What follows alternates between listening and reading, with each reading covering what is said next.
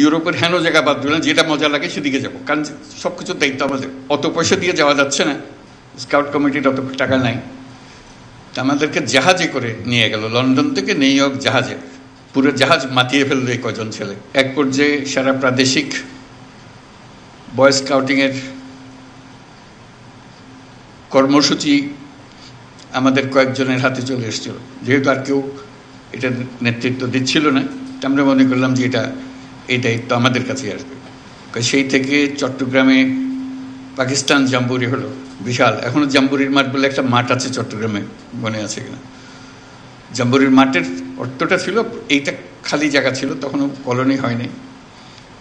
ওখানে সারা পাকিস্তানের সমস্ত স্কাউটরা একত্র হয়েছিল, সেই জন্য এটা জাম্বুরির মাঠ হিসেবে স্মরণীয় হয়ে গেল। এটার পরিচালনা খুব দুর্বল ছিল।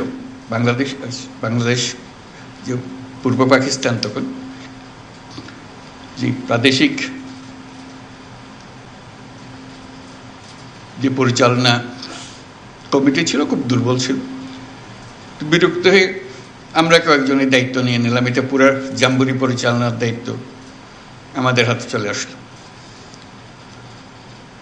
তো সেই থেকে একটার পর একটা র্যালি জাম্বুরি হয়, আর আমি আছি, আমার জাম্বুরি আছে। পাকিস্তান জাম্বুরি হলো করাচিতে 1952 সালে। তখন বাচ্চা ছেলে, খুব উৎসাহ নিয়ে গেলাম। তারপর থেকে একটার পর একটা জাম্বুরি আর র্যালির মধ্যে ঢুকে গেলাম। বিশ্ব জাম্বুরি হলো কানাডাতে 1955 সালে, 15 বছর বয়স তখন। সে কি মহা উৎসব, যাওয়া, আটলান্টিক পাড়ি দেওয়া, ক্যানাডাতে জাম্বুরি করা, সারা বিশ্ব দেখা।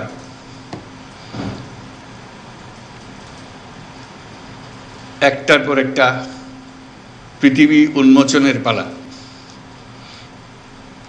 তো সেটারই কাহিনী নিয়ে যে বইয়ের কথা বললো একটু আগে, যে দৈনন্দিন রোজ নামচা লিখতাম যে আজকে কী করলাম। সিদ্ধান্ত হলো, খুব মজার সিদ্ধান্ত, তখন সবেমাত্র এয়ারলাইন এক দেশ থেকে এক দেশে উড়ে যাচ্ছে, খরচ সাংঘাতিক বেশি।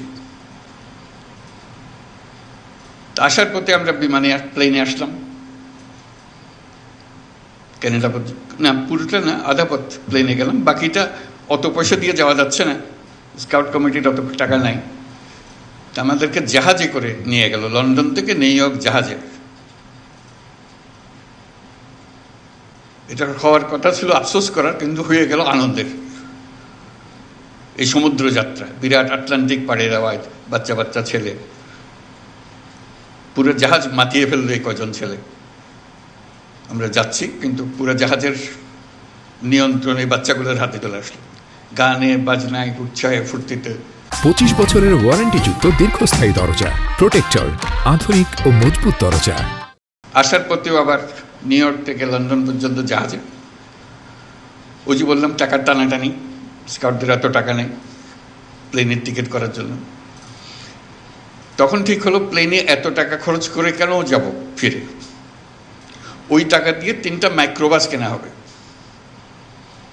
তো মাইক্রোবাস কিনতে হলে সস্তায় কোথায় কেনা যাবে?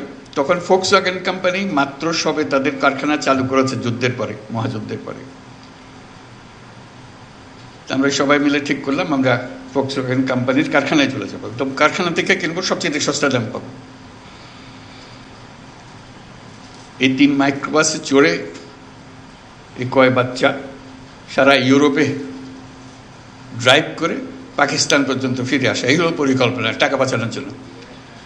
টাকা বাঁচানো গেল, কিন্তু 6 মাস ধরে আমরা ঘুরে বেড়ালাম খালি ইউরোপের হেন জায়গা বাদ দিলাম, যেটা মজা লাগে সেদিকে যাবো, কারণ সব কিছুর দায়িত্ব আমাদের। কাজে পুরো ইউরোপ দেখা হয়ে গেল, যুদ্ধোত্তর ইউরোপ। যুদ্ধ শেষ হলো 45 সালে, আমরা ভ্রমণ করতেছি 55 সালে, 10 বছর পরে। এখনো যুদ্ধের রেশ কাটে নাই। সে এক বিরাট অভিজ্ঞতা। তারপর একটার পর জাম্বুরি এসছে, এক এক দেশে গেছি। যে কারণে এগুলো বললাম যে একটা স্মৃতিময় অধ্যায়। আশা করি তোমাদেরও এরকম সুযোগ হয় বা হবে। এই সুযোগ যে কত মূল্যবান, যে দুনিয়াকে দেখা, মানুষকে দেখা, অন্য দেশের মানুষকে দেখা, তাদের অদ্ভুত ভাষা, সবকিছু অদ্ভুত লাগে কিরকম বলে, সেই ভাষার শব্দ শেখা, এই বাচ্চাগুলো তাদের সঙ্গে বন্ধুত্ব গড়ে তোলা।